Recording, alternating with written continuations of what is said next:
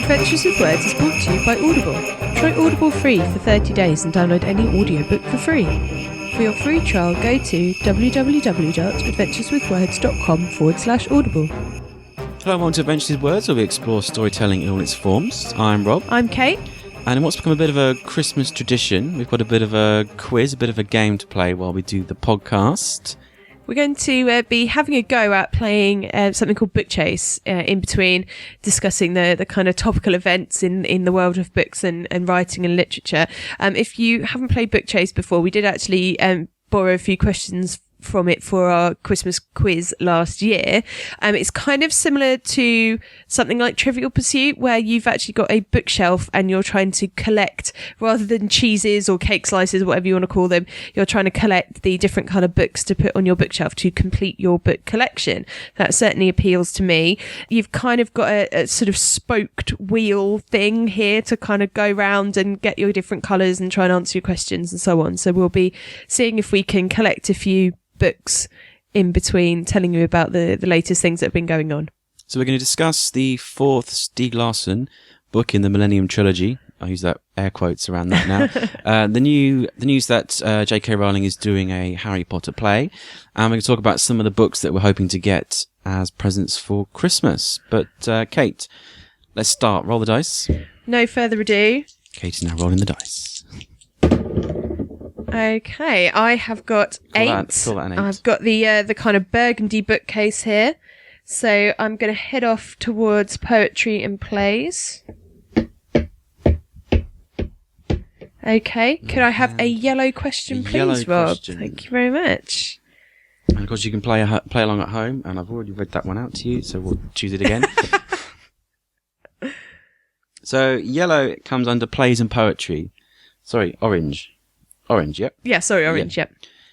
In the theatre, what is a tableau vivant? A dining room scene, a lively table for discussion, or a motionless performance? It is a motionless performance. Yes, in French, it means a living picture, carefully posed artists.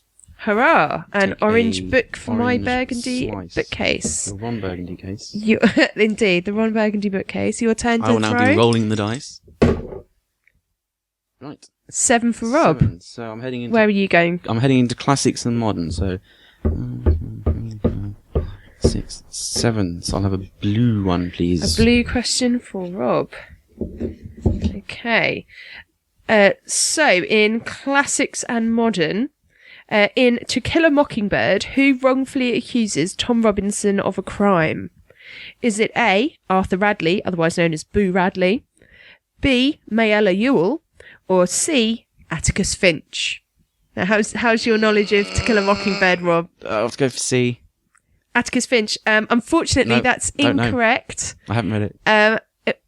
You haven't read To Kill a Mockingbird? No, I haven't read it, no. I thought everyone had read To Kill a Mockingbird. To be fair, I actually hadn't read this until I was required to teach it to other people. Well, there we go. I haven't been required to teach it yet.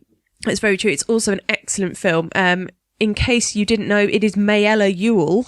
Tom Robinson is an unfortunate black guy. He is their handyman, and she accuses him of rape because she doesn't want to be caught being nice to him by her dad. So she does that instead. And Atticus Finch is, of course, the lawyer played by Gregory Peck, I've heard of that name, who so, yeah. defends him. So there we go. So I've now embarrassed myself with that one. Now it's your turn to roll the dice. Excellent. And it's an 11 for me, so I'm going to head back out of poetry and plays. 6, 7, 8, 9, 10, 11, and into crime and thrillers, please. The light blue category. Which Agatha Christie novel title is based on a nursery rhyme? Is it The Crooked Man, The Crooked Mile, or The Crooked House? The Crooked Mile. It's The Crooked House, published in 1949. Oh, see, my knowledge of Agatha Christie is not very good. Right. Okay, your turn, Rob. 6. And are you going to head for more classics and have another go at classics and modern, or back up the spoke? Let's try another classics and modern. I've now completely lost I could go for more modern side of the box that we're pulling things out of, but never mind. That's the one that you just read me. Okay, let's have another go. Right. The word legend comes from Latin word legenda. What does this mean? It is legend. Wait for the options. Right. A, things to be read. B, fantastic story. Or C, epic poem. I'll go for epic poem. It is, in fact, things to be read. And just as an interesting additional fact, legendary animals include the basilisk and sphinx. Speaking of legendary stories, we talk about the Harry Potter play. Now, I've got a question for you. Do you think J.K. Rowling's got a new conservatory to pay for? Or no, I'm being a bit mean.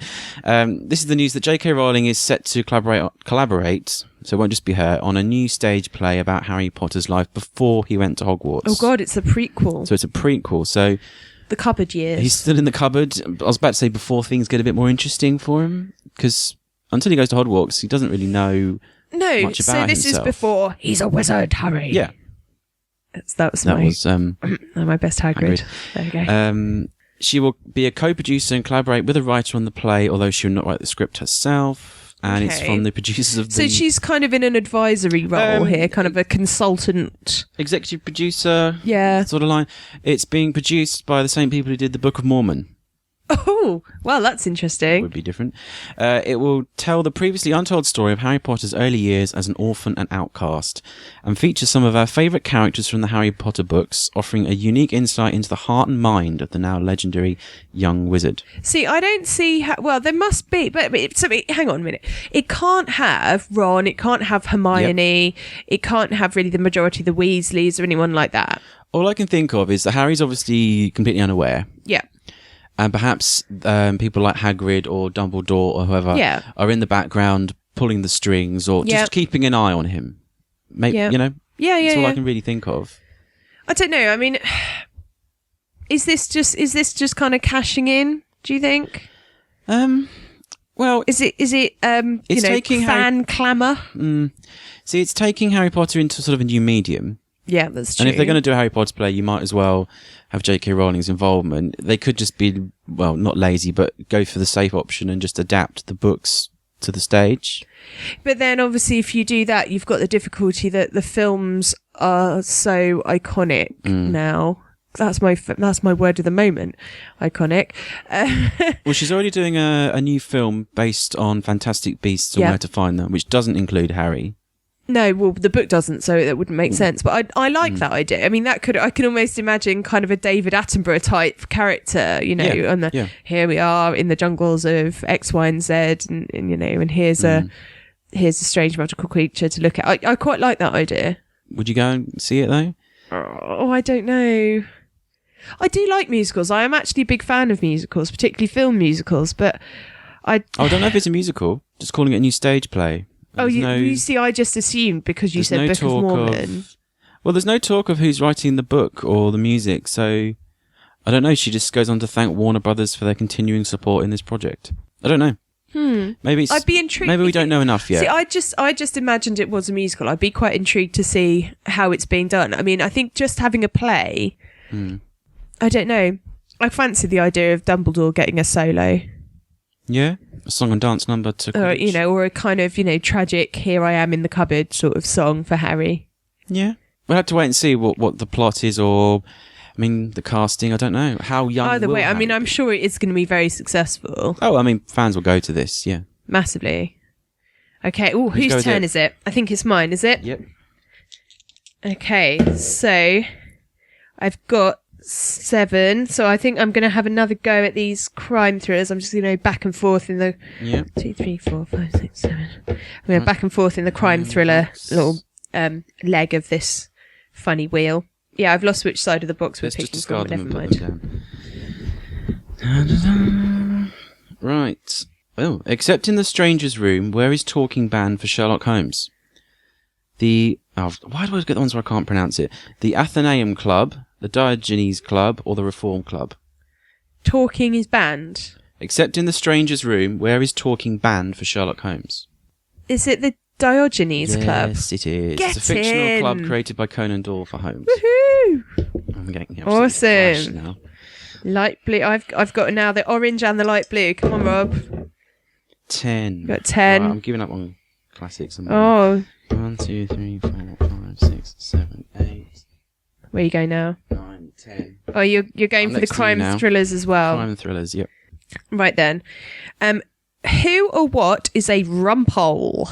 Oh, I know this. Is it A, a medieval torture instrument, No. B, a fictional barrister, or Yes. C, a long glass drinking vessel? Well, it's Rumple of the Bailey, so it's going to be the B. Yes, it is. Yep, Horace Rumple, created by John Mortimer. And he's Congratulations. Would you like a little light blue book? Yeah, I now have a shelf. Okay. With books on. And that is six for Six. me. Right, 1, 2, 3, 4, 5, 6. I'm heading down the children and fun spoke. In the children and fun aisle. What shape are the ends of witches' feet in The Witches by Roald Dahl? Are they triangular, rectangular, or circular? Oh, God. Shape of witches' feet. rectangular. They are. Yes! Get in. That's another one. I remember there being a thing about their feet bleeding or something in shoes Oh, I or don't something remember horrible that, no. like that. That book is really grim. Oh, I've landed on Alice in Wonderland. I've got a I hadn't noticed that 9. before. Right, where are you heading? Because you got your crime and thrillers. Let's go into try and aim for travel and adventure. 1, 2, 3, 5, 6, 7, 8, 9. I'll have a yellow one. Okay, a yellow question for Rob coming up. Travel and thrillers. Yep. Ooh, which of these is the name of the island in Robinson Crusoe? A, it's not named. B, Isla Nublar. I know you know where that one That's is. Jurassic Park. Or C, Amity. It's not named. Yeah, that is such an obvious 'Cause question. Amity is Jaws. Yeah, Amity's from Isla Jaws. Nublar is Jurassic Park. Jurassic Park. Yeah. That's a really stupid question. One easy question. Right, you go. Oh, You go? yep. Let's have one more turn. Okay, it's 7. Fantasy and sci-fi next, I think. 1, 2, 3, 4, 5, 6, 7. Which is pink. Who wrote the novel Jurassic Park? Michael Crichton. There we go. Not even going to bother reading that now. Oh, that's a pink book for me then. Is it me, or are there some really There's hard some- questions yes, I and know. some that are just blindingly obvious? Oh, 9. Oh, yeah, I know where I'm heading then. 2, 3, 4. I'll have the same, please. You can't have the same question though. No, I know. Right, hang on. A pink question for you. Oh, which Terry Pratchett novel? It's a question for Gav. Which Terry Pratchett novel features the character Bruther the Novice? Is it A, Johnny and the Dead, No, B, Small Gods, maybe. or C, Only You Can Save Mankind? That's got to be a Discworld one. So I'll go for Small Gods. You are correct. Your turn. An interesting additional fact, the author was appointed OBE in 1998. So, yep, pink book for you then, Rob. Right, let's take a quick pause. There's the news now that, I suppose it's another sequel instead of Yeah. a prequel. We've got the news that there's going to be a 4th in the Millennium Trilogy series by Whoa. Stieg Larsson. Which obviously now there's a bit of a logistical issue Yeah. with continuing the Millennium Trilogy by Stieg Larsson, given that Stieg Larsson is dead. I quite enjoy these books, and I've read quite a bit around it because unfortunately he died before the books were published. He left a lot of notes, and he originally wanted Yeah. to write 10 of these books. That's a lot of And the books. third one, it does sort of end on a bit of a cliffhanger.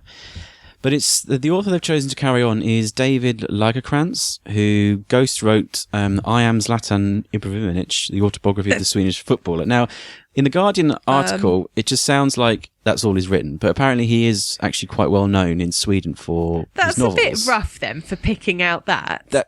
As, now as it's just the thing that he's known for writing. because you think to yourself, I thought to myself, all his ghost written is a footballer's autobiography. Yes, which So are that's a little bit notoriously mean. not the most literary No. of works. There's no news about whether he's actually going to be using the notes Right. Because I don't know if anyone knows, but it's a bit of a long, complicated story about what happened after Stieg Larsson's death. He lived with his partner for quite some time, but they never got married because he was against... Oh, God, it's like the silent wife. It is a bit. They never got married because in Sweden it requires, when you get married, you have to publish your address. Oh yeah, you do, don't you? Yes. And when you see that on the crime thrillers where they go to someone's door and you have to have your names by the door. Because he'd done a lot of journalism sort of against Nazism, he was worried for the safety of himself and his wife, so they never got married. Okay, fair enough. So when he passed away, she isn't seeing any of the royalties. It's actually his estranged father and brother. Oh. And there was all these stories about a laptop of his which had a fourth Elizabeth Salander book on. I think she's got hold of it. So this obviously isn't it. This is a new story. Now, I'm kind of interested. It did get a bit wrapped up at the end of the third one, but there were a few threads to do with Elizabeth and a potential sister. Interesting. That was out there. So I'm quite looking forward to this.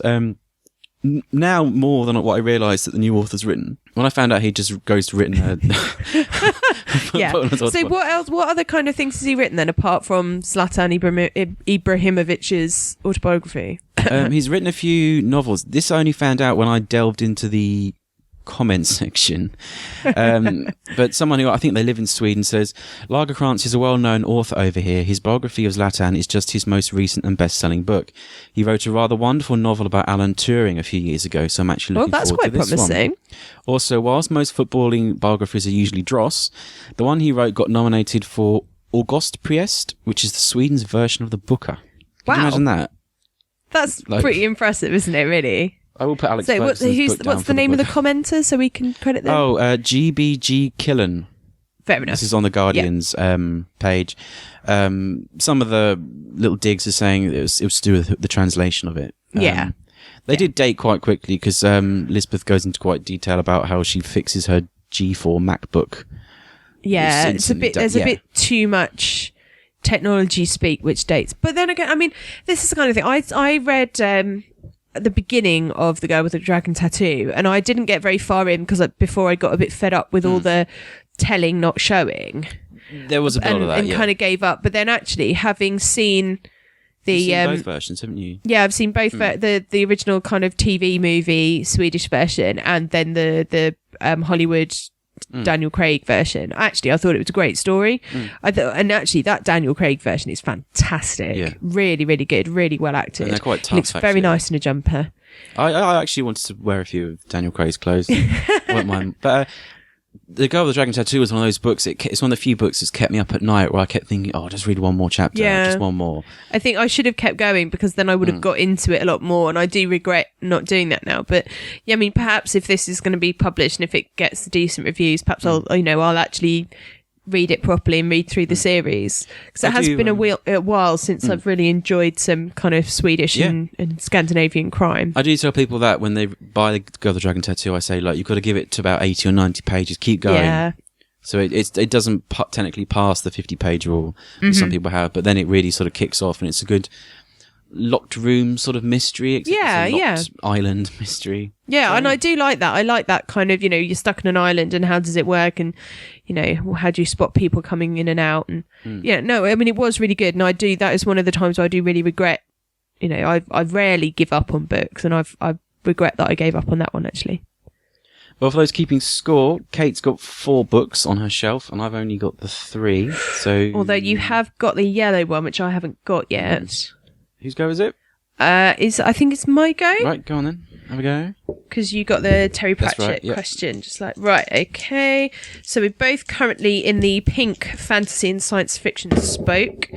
I've got 9. So I think I'm going to see if I can get some classics and modern. Right, 1, 2, 3, 4, 5, 6, 7, 8, 9. So you're after a blue? Dark blue question, please. Which of these was authored by Iris Murdoch? The beach, the sea, or the waves? The sea. Yeah, that's a bloody obvious one.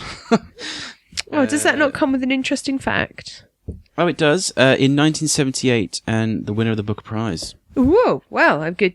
Good job, I knew it then. I've got one more to go. One book to go until my shelf is complete. Which is The Travel and Adventure. Yeah. What are you heading for next? I haven't done any kids books actually.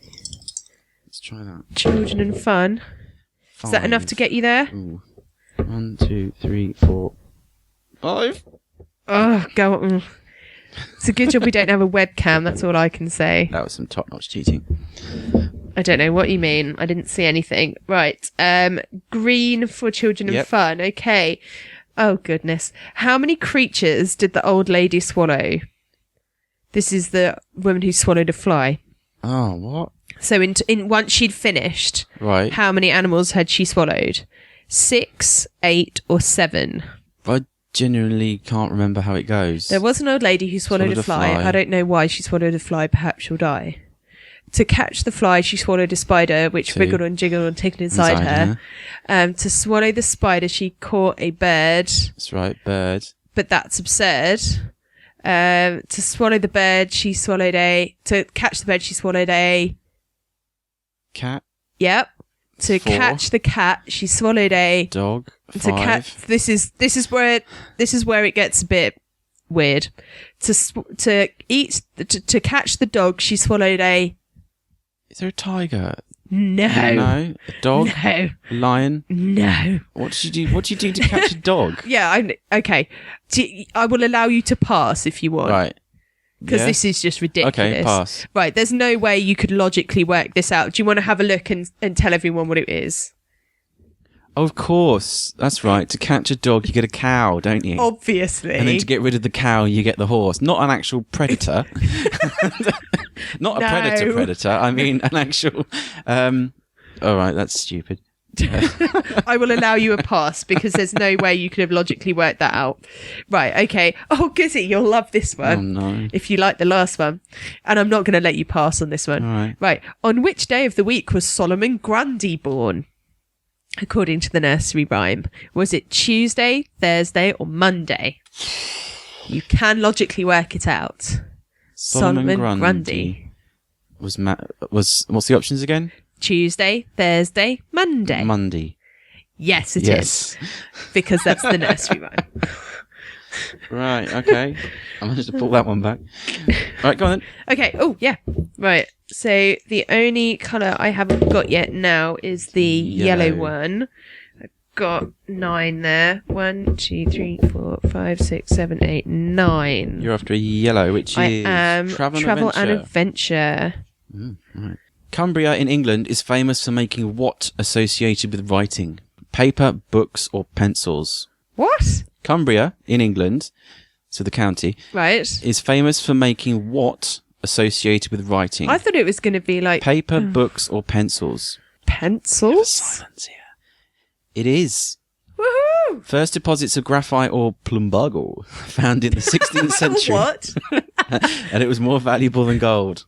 Plumbago. So that's it. Way! Oh. I've completed my bookshelf. Well done, Kate. Oh. I still had poetry and plays, and it was the classics and modern. Yeah, that really... You got some tough ones in that one. Oh. Well, there we go. Kate's victorious. Winner. So, it's Christmas tomorrow. It certainly is. What are you hoping that Santa's brought? Well, do you know what? I don't think I'm on Santa's good list because I don't write a gift list. I'm pretty awkward like that. I do have an Amazon wish list, but it's just stuff that I've thought of and it's just been on there for years. And I know, I think my parents probably know it exists, but I haven't updated it for a while. And I think it's got things like the Angel DVD box set on it. Oh, Angel and Buffy. Oh, yeah. Right. Yeah. I don't know. There's not many books. I think because genuinely, I do feel so lucky to be sent things to review. It's a very privileged position to be in. And we have been sent lots of lovely things. There are things that I'm definitely looking forward to reading in the new year, which we've, received recently or kind of fantasy thing like I would love to have. Well, for example, at the moment, I'm reading The Prisoner of Heaven by Carlos Ruiz Zafón, which is the third in the, I guess you could call it the Cemetery of Books series, which began with Shadow of the Wind. I know you're reading the Angel's Game. The Angel's Game at the moment, but I'm really, really enjoying. I mean, I won't say anything about it because I don't want to spoil it for Rob. But I'm really enjoying The Prisoner of Heaven, and you're back with the characters from The Shadow of the Wind, which is really nice because I like them so much having read that book. So yeah, I can't wait till the fourth one's out. Really, I'm so keen to read that. And, you know, we've got some lovely things awaiting us, hopefully in the new year as well. I mean, I've just had a fantastic book by Peter Hamilton, a sort of children's fantasy book, which has got the most incredible cover. So I'm really looking forward to reading that and reviewing it as well. That looks wonderful. For me, I did actually make a list. I'm more forced to because my birthday's so close to Christmas. And also you're just more organised. And I'm more organised. It also prevents any parental mishaps, which you've had before. When my dad, I don't think I've mentioned this on the podcast, it was when the Lord of the Rings films first came out, so that's 10 years ago. Yeah. God, that's unbelievable. The Fellowship had just come out, and we went to the cinema to see it, and they come out in December, don't they? Yeah. My dad thought he'd be clever, and he proudly announced that he'd got us The Lord of the Rings on DVD for Christmas. Yeah. And we then wondered why it was animated. So, and it's also only the first third of the story. Yeah. So we've always quite good though. It was a nice thought. Thank you, Dad, but it wasn't quite the same. No. So yes, I'm always sort of forced to write a Christmas and birthday list, and it doesn't mean I'm not allowed to buy anything basically from the end of November onwards. But the books I've asked for was S by J.J. Abrams and Doug. That does look Dorst, amazing.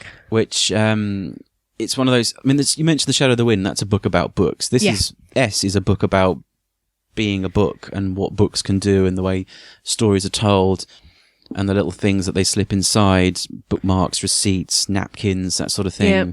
I'm a big fan of J.J. Abrams, more his TV stuff. I wasn't that impressed with the last Star Trek film, if I'm honest. I enjoyed the film. I just wish it had been quieter. Which makes me sound about 60. It wasn't quite a Star Trek film for me, and I thought that Benedict Cumberbatch was a bit... his character, not him. I think he's fantastic. Anyway, we're digressing. So I would like that, and I don't see how that can actually work on a Kindle, actually. No, I think that's one of the things. I mean, we talked about that. I mean, when we had when we were thinking about the Kills, about how actually that's the kind of book where almost you need an e-reader and a way of reading it interactively, because there's links to video clips and audio and so on. Whereas this is such a, as I understand it, such a sort of wonderful physical object. So I'm hoping I get that. Another one is, I think it's Bleeding Edge by Thomas Pynchon. Mm-hmm. I've read his novel The Crying of Lot 49 about 2 or 3 times now. Yeah. And he's one of those authors where, he's a recluse and no one really knows anything about him. So you can kind of invent your own story around him as the author. But also, he's very playful. He invents things and stories, and things are presented as facts. You're never really sure what's going on. And I've always enjoyed that sort of mischievousness about his books. Yeah. So I'm hoping I get that.